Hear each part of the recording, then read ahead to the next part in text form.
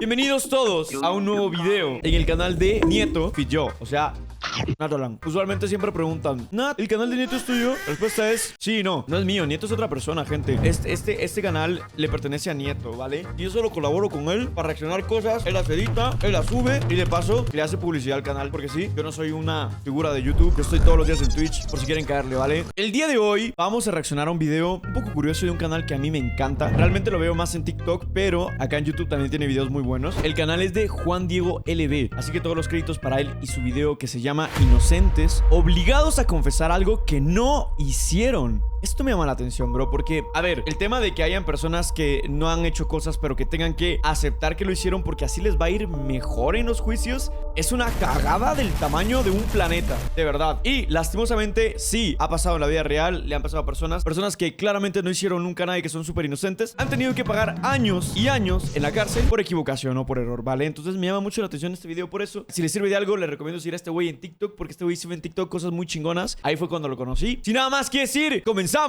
Aquí estás viendo qué tan lejos se puede llegar cuando te presionan en un interrogatorio. Pronto escucharás la sutil manera en que lo forzaron a hablar. Sin embargo, ¿acaso era inocente? Este hombre llamado Kenny fue arrestado solo por una pequeña pista muy dudosa. Pues en el 2006, una chica de 17 años fue encontrada sin vida en una zanja, una mañana de agosto. Al estar en un pueblo pequeño, la policía local solicitó la ayuda de un agente federal. Al revisar toda la evidencia, el caso no apuntaba hacia ningún lado, excepto un video de una cámara de seguridad donde se veía que una camioneta iba y regresaba del lugar donde Oh Dios, hermano, no me digas que solo por esa madre ya lo querían enjuiciar. habían encontrado a la chica. Al ser un pueblito, la camioneta se les hizo familiar debido a que esta contaba con unas calcas pegadas. Rápidamente dieron con el dueño, quien resultó ser un camionero local.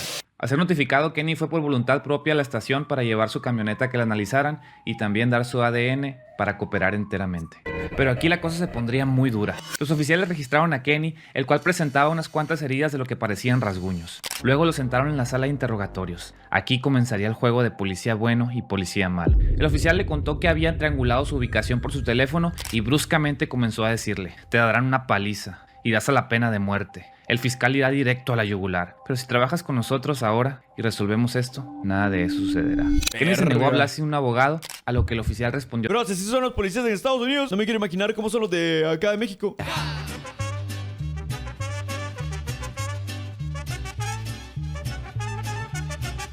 Estoy diciendo, la próxima vez que te vea seré bueno, solo al principio, luego seré malo. Al tener solo evidencia circunstancial, dejaron ir a Kenny, pero su tormento apenas comenzaba.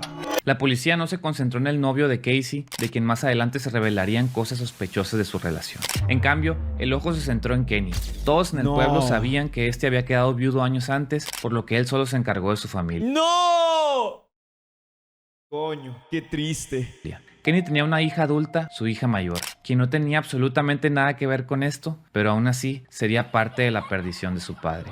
Luego de 3 semanas sin previo aviso, los agentes arrestaron a Kenny, pero no lo llevaron a la jefatura, sino que lo llevaron al patio del alguacil. Ahí lo encerraron en el cobertizo, de nuevo, sin abogado. Aquí la intensidad y la ¡Eso es legal, cabrón! presión ¡Es secuestro! llegarían a otro nivel. Primero le mostraron una supuesta foto de su camioneta en la escena del crimen. Dicha foto, según había sido tomada por un satélite. Obviamente era fabricada, pero empezaron a decirle: sabemos que es tu camioneta. Al no querer ceder Kenny, uno de los agentes se levantó, tomó su celular y hablando al teléfono dijo que si no le decían nada en 15 minutos, que encerraran a la chica. Todo esto en voz alta para que Kenny escuchara. Dios, hermano. ¡Hijos de perra! Iban a culpar a su hija. Ante esto y entrando en pánico, Kenny cedió, por lo que los agentes encendieron la cámara y llegó lo más surreal. Es que ¿cómo vas a ceder también, Kenny? O sea, yo lo entiendo, ¿vale? Yo lo entiendo, pero si no fuiste, no lo dices. ¡No lo haces! ¡Verga! Kenny confesó sin dar detalles y con un lenguaje corporal inexpresivo como si fuera solo un zombie. En el interrogatorio los agentes eran los que más hablaban. Kenny solo afirmaba y asentía. Le decían que entendían que extrañara a su esposa, sacando a colación su pérdida, que por eso buscaba compañía de una mujer. Después, uno de los agentes le dijo directamente: algo salió mal, se salió de control. Es una buena forma de decirlo, Kenny. El interrogado, a la hora de confesar, dijo exactamente las mismas palabras. Oficial, esto se fue de las manos. Es una buena forma de decirlo. ¿What? palabras, como si la gente las hubiera puesto en su boca para que Kenny las dijera. Con la confesión grabada, rápidamente se armó el caso. La historia que se recreó es que la chica Casey, después de salir de una fiesta, su auto se quedó varado en la carretera al terminarse el combustible, lugar donde Kenny pasó y la raptó. En el juicio se presentó una testigo que dijo que vio a Kenny a bordo de su camioneta y que junto a él en el asiento de copiloto iba lo que parecía una mujer dormida. ¿Qué? ¿What? Amigo, ¿qué onda? Todo inventadísimo, se lo sacaron del culo. ¿Y esos son los testigos? Váyanse a la verga. Aunque existía una inconsistencia, ya que la testigo decía que la mujer que alcanzó a ver en la camioneta era de cabello negro, mientras que Casey era rubia. A pesar de todo, el jurado llegó a un veredicto de 11-1, declarando a Kenny culpable, escapándose solo por ese voto de la pena capital, siendo condenado a cadena perpetua. La familia de Kenny dijo que lo que había visto la testigo era solo una mochila negra que el camionero siempre cargaba de copiloto. Ellos siempre han creído en la inocencia del hombre, cosa que se ha puesto a debate, pues años después en entrevistas, el mejor amigo de la infancia de Casey reveló que el novio de ese momento era violento con ella, y que no le dieron la atención suficiente en la investigación original. No se sabe si Kenny fue culpable, aunque las evidencias apuntaron a él, pero lo cierto es que la investigación se apresuró demasiado en encontrar un culpable. ¿En verdad esto es justicia? Verga, hermano. Entonces, literalmente, obviamente es inocente. Y el culpable fue el exnovio, que era un violento con la chica. Pero al final, ¿qué? O sea, al final, ¿qué? ¿Lo sacaron de la cárcel? ¿No cumplió los años de cárcel? ¿Qué pasó? Quiero saber. No dijo. Aquí la chica interrogada le pide al hombre si se puede acercar más a él. Grave error que la condenaría. ¿Pero por qué? El hombre tomó el papel de terapeuta en la estación de policía, así que sabía cómo ganarse la confianza de la chica, que llevaba por nombre Angelica, por lo que comenzó a sacarle información poco a poco. Angelica. Dime, cuéntame tu relación con Vinny. Ella le responde, teníamos problemas. Él me exigía hacer cosas en la alcoba que yo no me sentía cómoda. No estaba lista para lo que él me pedía. El hombre se le acerca más preguntándole con la misma suavidad. ¿Te presionó hasta quebrarte? Ella solo dice sí. ¿Cómo te hizo sentir eso? Angelica responde, estaba enojada. Bingo. El interrogador ya la tenía en su bolsillo. Pero cómo procederían a sacarle la confesión sería aún más sorprendente. El interrogatorio prosigue y mientras todo esto sucede, la policía aún no encontraba a Vinny, el novio de Angelica, que había desaparecido en el río cuando ambos habían ido a navegar en kayak los dos solos. El terapeuta continúa preguntándole, ¿por qué no te separaste de él? A lo que ella responde, porque lo amaba. Quería casarme con él, formar una familia, tener hijos. Guiando la conversación, el hombre responde, entiendo eso. Qué triste. Pero cuando lo viste en el agua, una parte de ti dijo, mis preocupaciones desaparecerán y seré libre. Al creer que estaba en un espacio seguro, Angelica responde a todo esto, que sí. El interrogador ya sabía lo que sentía Angelica y por eso podría tener un motivo para terminar con su novio. Ahora solo necesitaba algo para poder incriminarla. Continuó sacando a la luz sentimientos de Angelica diciéndole que comprendía a todos y cada uno de ellos y cuando llegó el momento adecuado le dijo, tú tienes algo que decirme que me estás ocultando y eso me molesta porque eres una chica muy hermosa. No creo que haya sido un accidente. Desde el fondo de tu corazón querías que desapareciera. Angelica lo niega. El hombre empuja más. Ay, ya entiendo. El tipo la está tratando de empujar y de presionar para que ella confiese el asesinato, ¿no? No te juzgaré, solo entre tú y yo. Una Angelica muy vulnerable termina diciendo, en el fondo de mi ser quería que se fuera. El hombre tras escuchar... Ok, pero en el fondo de mi ser quería que se fuera, no es lo maté yo. No estudié criminología, soy criminalista de esto, pero no hay que ser un listo, ¿no? Escuchar esto intenta sacarle una confesión, pero no lo logró, así que se acabó el terapeuta amable. Se levantó y se fue en busca de su compañero, quien se presentó formalmente con Angelica, pero a la hora de empezar a platicar con ella, sacó su agresividad, concentrándose en un pequeñísimo detalle que la chica había dado en su declaración. Ese absurdo detalle sería lo que usarían como principal objeto en el juicio. Verga. Durante su reconstrucción de los hechos, Angelica mencionó que antes de subirse al kayak, notó que un pequeño tapón del kayak de Vinny estaba suelto, pero no se lo dijo, aún sabiendo que su novio era muy olvidadizo. Esto la hizo sentir muy mal. El hombre... Oigan, ¿y eso es un crimen? Tipo, si ves que alguien está pasando por algo peligroso, verga, mejor no hubieras dicho eso, o no sé. ¿Eso es un crimen? ¿Eso es un homicidio involuntario o algo así? No sé. Aprovechó esto y de manera agresiva le preguntaba, ¿lo dejaste que se ahogara? ¿Le quitaste su remo? ¿Llamaste al 911 10 minutos después de que se hundiera? ¿Le pusiste algo a su comida? Angelica nerviosa niega todo. Frustrado, el hombre hace que tomen un descanso. Mientras dejan sola a la chica, trata de liberar el estrés haciendo un poco de yoga y estiramientos. Este es otro curioso detalle que pondría en tela de juicio su inocencia. ¿El yoga? ¿Pero cómo? Al volver, los investigadores le dijeron que habían registrado dónde vivían y que no encontraban una que pertenecía a Vinny. La cuestionaron si la había usado con él. Angelica seguía negándolo. El investigador, aún más frustrado, se sentó frente a ella y casi gritándole le dijo: Me estás mintiendo.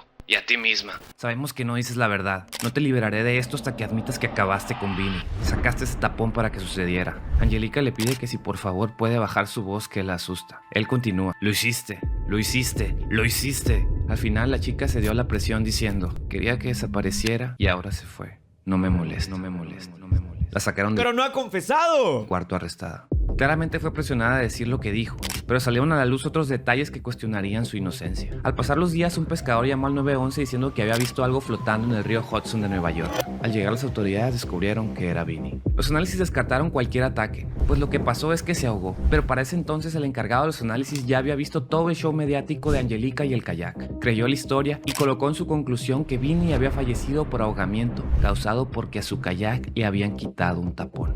Aunque muchos expertos en este Le deporte habían quitado un tapón. declararon que es casi imposible que por un simple tapón de 1 centímetro esto pudiera suceder. La sospecha de Angelica aumentó aún más cuando la gente que conocía a Vinny dijeron que la vieron muy tranquila los días posteriores de la desaparición.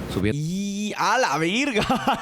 Se iba a una fiesta y se echaba un puro, cabrón. Subiendo fotos y videos a sus redes sociales, incluso haciendo yoga. Pero lo que la gente no sabía es que Angelica hacía yoga para tranquilizarse, tal y como lo hizo en su interrogatorio, ya que Eso es un poco random, o sea, te están interrogando y te ponen a hacer yoga en el interrogatorio. Es como... incluso cuando estaba encerrada con los tipos estaba en sus días. Se encontraba muy vulnerable. Trataba de controlar su temperamento, pues ella, al ser originaria de Lituania, contaba que en su país los educaban a mantener la compostura. Aún así, por increíble que parezca, se armó el caso. Y había otro gran problema para ella. Vinny había dejado una póliza de seguro de vida de $250,000, por lo que legalmente Angelica podría reclamar ese dinero. Ese fue otro motivo que tomó el fiscal. Al llegar al juicio, la fiscalía le ofreció un trato: que si se declaraba culpable, evitarían todo el proceso que le podría dar más de 30 años de cárcel. Una Angelica asustada aceptó el trato donde se declaraba culpable por negligencia, dándole 4 años de prisión. No mames. Putas, que cómo te la ponen. Te la ponen re difícil. Aunque ella pasó 2 años completos esperando el juicio porque no tenía dinero para la multa. Todo concluyó con un sermón del juez, quien a palabras de Angelica parecía que la estaba atacando personalmente. Al final, la mujer logró salir con libertad condicional a las 6 semanas, con peligro de que la deportaran a su país natal. La chica había llegado como inmigrante a Estados Unidos para buscar una mejor vida trabajando de niñera. ¿Tú qué crees? ¿Culpable o inocente? ¡Pero di! Es que no dice. O sea, entonces, ¿qué onda? ¿Fue inocente? O sea, el título dice: inocentes obligados a confesar algo que no hicieron. Por lo que yo creo que es inocente hasta cierto punto, pero dejó que se muriera el otro cabrón. Pero, pues no sé, igual no, él lo deja así como que muy abierto, ¿sabes? La hubieran tratado igual si no hubiera sido una mujer extranjera.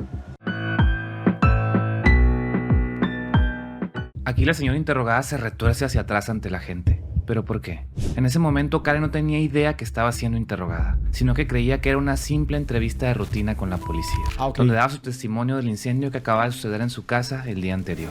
Lo extraño es que antes de empezar esta entrevista, el policía sometió a Karen a la prueba del detector de mentiras, la cual había fallado rotundamente. ¿Cómo? Entonces, si solo fue un incendio, ¿para qué el detector de mentiras? Pues Karen no solo había perdido su casa ese día del incendio, sino también a su hija más pequeña que estaba dentro, y la gente estaba seguro de que Lo juro que me dijo que tenía 18.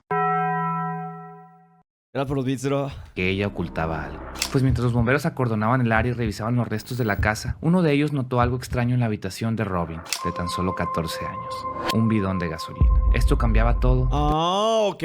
A ver, se provocó un incendio. Fue por error. Pero luego encuentran un bidón de gasolina. Quizás ya no sea eso tan error. Y quizás entonces ella no sea tan inocente como dice el título del video. De ser un accidente a un incendio provocado. El agente le dice serio y directamente a Karen: la evidencia nos dice que sabes más sobre el incendio. Sé que estabas ahí. Solo quiero que pienses en el peso que cargas ahora y solo se irá cuando hables. Karen no sabe cómo responder, pues no entiende qué es lo que quiere la gente. Este continúa, esta vez más serio. ¿Hizo algo para molestarte esa mañana? ¿Cómo empezó el fuego? No lo sé, responde Karen muy angustiada. El hombre concluye diciendo: te ayudaremos si dices la verdad. No lo sé, pero había un bidón de gasolina, entonces sí lo sabes, carajo. En el fondo, tú sabes qué pasó.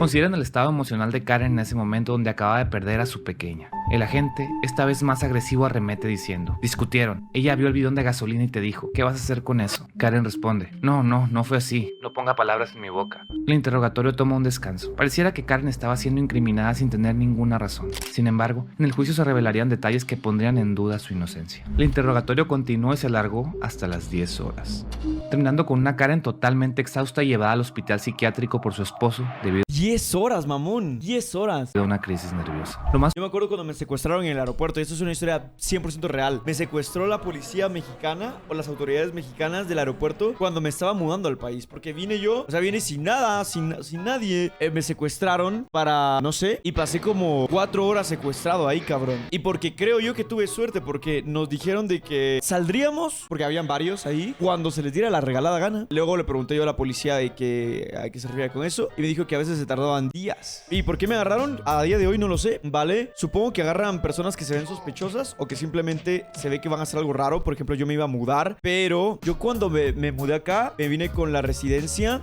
una residencia como que temporal, ¿no? Y la gente era como que, ¿será que sí es cierto? ¿Será que no? Y en lo que estamos dudando, mejor metámoslo al tambo y que se queda ahí en lo que vemos que hacemos. Y ya me llevaron ahí y luego después de las 4 horas me interrogaron bien feo y me dijeron ya así como, ¿a qué vienes? ¿Por qué México? ¿Qué haces para vivir? O sea, me hicieron un montón de preguntas así súper directas y ya fue como que las respondí todas y luego ya me dejaron ir. Pero estuvo muy incómodo. más fuerte que Karen dijo, al final del interrogatorio se mostraría en el juicio ante un jurado popular. El caso fue asignado al fiscal en turno, que casualmente, próximamente se iba a postular como juez, por lo que el ganar este juicio le caería muy bien a su postulación, así que sería implacable.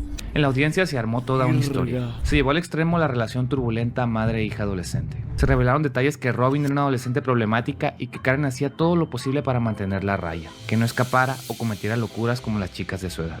Aunque turbulenta, Me acabo de enterar de algo feo, Natalan. Me había enamorado de un paje. Seguía a una chica que tenía OnlyFans. Y luego, ¿y luego qué pasó? la relación mostrada para nada daba pistas de que fuera una razón de peso para que la madre tomara ese bidón de gasolina. Karen contaba con el apoyo total de su esposo al principio del juicio. Sin embargo, después hasta él se pondría en contra de ella. ¿Por qué? El fiscal llamó a una testigo compañera de AA de Karen. Ahí la mujer rompió la confidencialidad del grupo de ayuda y declaró que Karen le había dicho que odiaba a su hija. La acusada se defendió diciendo que solo había dicho eso en el calor del momento. El fiscal fue implacable, ya que de la nada también se reveló que Karen había tenido una aventura amorosa fuera del matrimonio 2 años antes. Y aunque eso fue irrelevante para el caso, el esposo escuchó eso por primera vez mientras estaba ahí en la audiencia. No mames, cabrón. Le estaban haciendo la vida imposible. Apoyando a su esposa. De esta manera, el hombre decepcionado se fue deslindando cada vez más de Karen, hasta incluso ser convencido de que ella era la culpable, incluso dando declaraciones sobre esto. Todo se había convertido en una telenovela, pero lo más importante aún estaba en tela de juicio: la evidencia física. El fiscal acudió a un experto en incendios que había vendido muchos libros sobre el tema. Al investigar llegó a la conclusión que era probable que alguien hubiese provocado el incendio. La defensa también contrató a sus expertos, quienes defendían que si el bidón de gasolina se encontró dentro de la habitación de la misma Robin, lo más probable era que ella misma fuera la que inició todo. La evidencia no era confiable para ninguno de los dos lados. No obstante, el jurado ya se había alimentado de toda la historia contada por la fiscalía, y cuando se mostró lo que la gente pudo sacarle a decir a Karen en el interrogatorio, después de horas en el encierro, el agente había encontrado la manera de que Karen hablara. Él le dijo: hay que pensar, si soñaras con hacerlo, ¿cómo sería? Karen responde: no estoy segura qué soñé. Concéntrate. Karen cierra los ojos y, como si estuviera en un sueño, dice: parece que fui arriba, vi el bidón, eché un poco de gasolina y encendí una vela en su cuarto. Supongo que me volví loca y perdí el control. No El agente mames. solo responde: ok. Pero eso no era suficiente, la gente quería algo concreto, por lo que concluyó tajantemente con: hay dos opciones, o lo hiciste a propósito, lo planeaste todo, o fue un accidente. Y en verdad creo que fue lo segundo. Karen, demasiado consternada, solo responde en voz baja: ok, lo hice por error. Sé que no lo habría hecho a propósito, pero no sé cómo lo hice. La presión del interrogatorio Hermano, entonces no es inocente, es culpable. Carajo.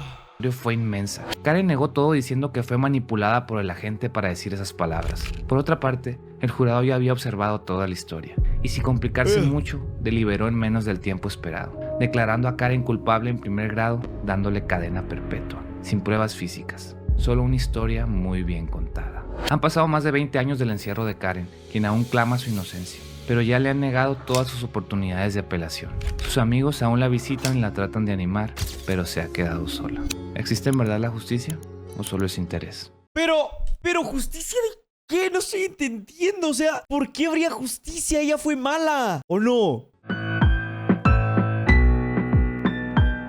Este tipo confiesa haber acabado con su propio padre. El asunto es que en ese momento su padre estaba sano y salvo en su casa. ¿Cómo era esto posible? Todo comenzó cuando Thomas Pérez Jr. tuvo una acalorada discusión con su progenitor, un hombre mayor de 71 años, el viejo Tom.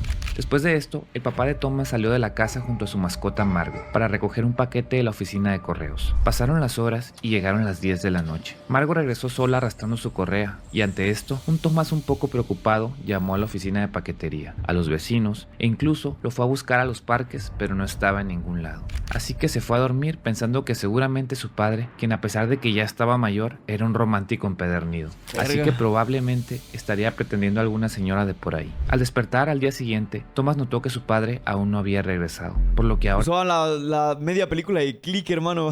así más preocupado, llamó a la policía para reportar la desaparición. Llegaron las autoridades y a estos tipos no les dio confianza a Thomas, así que se lo llevaron a la estación de policía para que hiciera su declaración. Ya en la oficina lo encerraron en un pequeño cubículo donde lo interrogaron durante 17 horas sin descanso. ¡A la mierda! ¿Y le dieron comida? Lo dejaron, más importante, lo dejaron ir a cagar. ¿Sabes qué? Olvídalo, creo que en esos casos no te dan ganas de ir a cagar. O sí, a mí me daban ganas de ir a cagar cada vez que tenía clases de karate, porque me daba nervios. Sentía que me iba a golpear el sensei o algo, y digo, me ponía nervioso. Entonces, quizás si él estaba nervioso, igual le daban ganas de cagar, como a mí de niño. En imágenes se puede ver el estrés que estaba viviendo Thomas. Pero ¿qué era lo que estaban platicando para que se pusiera así? Los policías dijeron directamente: tú mataste a tu padre, papi se ha ido y fue por ti. Tenemos todo, su cuerpo, la escena en tu casa. Todo fue horrible y está cubierto de sangre. Ante todo esto, Thomas repetía y repetía: no, no, no. Al borde del llanto decía: yo no lo hice. Los policías repetían esto una y otra y otra y otra vez, como si disfrutaran ver sufrir a Thomas, tal como si fueran bullies de secundaria. Pobrecito, sí se ve bien triste. El lenguaje corporal de Thomas indicaba un alto nivel de estrés. Solo míralo. Y la cosa no terminaba ahí. Le dijeron que su mascota Margo había presenciado todo y estaba tan traumatizada por lo sucedido que la tendrían que llevar a dormir con el veterinario. ¿Esa mamada qué? ¿Esa mamada qué? Por lo que tenía que decirle adiós. Los policías continuaron empujando y empujando hasta que hicieron que Thomas confesara que lo había hecho. Para convencerlo, le habían dicho que en ocasiones pueden existir episodios donde no recuerdes nada de eventos traumáticos pasados. Pérez, para terminar el tormento y el estrés, incluso aceptó que los policías le tomaran fotos de las supuestas heridas ocasionadas por la riña con papá Tom. No terminaba ahí. Luego habría más detalles que hicieron el asunto aún más turbio. En el interrogatorio, Verga, sí se pasaron de verga estos cabrones, le habían negado a Thomas sus medicamentos que tomaba para controlar su ansiedad y depresión. Esto, aunado a la tortura psicológica, hizo que él dijera lo que sea para acabar con su tormento. Lo subieron a una patrulla y lo llevaron de paseo. Todo esto mientras le metían más ideas en su cabeza para que reconstruyera cada paso de la historia. Remitieron a un amigo de la familia para que apoyara la confesión de Thomas y tener un testigo. Su casa había sido destruida buscando evidencia. El caso estaba prácticamente cerrado en menos de 30 horas. Sin embargo, el padre de Thomas estaba en algún lugar desayunando tranquilamente. A todo esto, ¿qué había pasado con él? El hombre de 71 Pero entonces, ¿por qué estaba haciendo eso la policía? No lo entiendo. años había pasado la noche en la casa de una novia suya que vivía por los alrededores. No le había avisado a su hijo ya que había dejado su celular y la cartera en casa. La policía había encontrado sus pertenencias junto a unas manchas que, según en su reporte, los perros habían detectado que eran manchas rojas. Papá Tom, al regresar a casa y no encontrar a su hijo, tomó un vuelo a una ciudad cercana para visitar a su otra hija durante todo el día. Todo esto mientras Thomas confesaba que había acabado con él. Y la cosa no terminaba ahí. Los agentes se enteraron que el papá de Thomas estaba vivo, por lo que se sintieron acorralados. ¿Cómo terminaría todo esto? Los policías, junto con sus superiores de la jefatura, Verga, ¿les metieron la verga a los policías? ¿Será un good ending? trataron de excusarse que había mucha evidencia física que los obligó a que interrogaran de esa manera a Thomas, por lo cual todo lo que habían hecho había sido de buena fe en busca de justicia. Después del fiasco, remitieron a Thomas a un psiquiátrico por 3 días para utilizar los problemas mentales de Thomas como una excusa. Y esto no lo podrás creer. En esos 3 días más de encierro, no le comentaron que su papá estaba vivo. Imagínate lo que estaba pasando por su mente. Él había terminado con su padre, su amada mascota había visto todo y ahora iba a ser dormida también por su culpa. Al ser liberado finalmente, Thomas se dio cuenta de todo lo que le habían hecho, por lo que presentó una demanda civil en contra de la ciudad de Fontana, California, donde donde para no llevar la cosa a juicio, el Estado acordó pagarle $900,000. Mediante este acuerdo, los oficiales no fueron sancionados. Thomas Ok, bueno. volvió con su padre y su mascota, pero con un daño psicológico irreparable. ¿Cuál crees que fue la razón para querer cerrar tan rápido el caso? ¿Tuvo algo que ver con que Thomas fuera latino? Verga. Cabrón. Esto no es mío, ¿eh? Esto lo hice por Tiara, ustedes lo saben. Yanat, juégalo. Quiero ver el 1 versus Squad. Ah.